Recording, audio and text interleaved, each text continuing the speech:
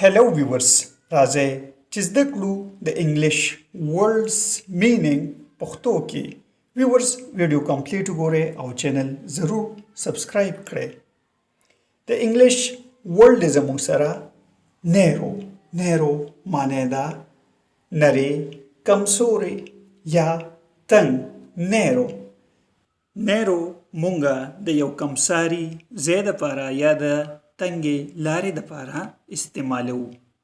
For example, this is such a narrow bridge. This is such a narrow bridge.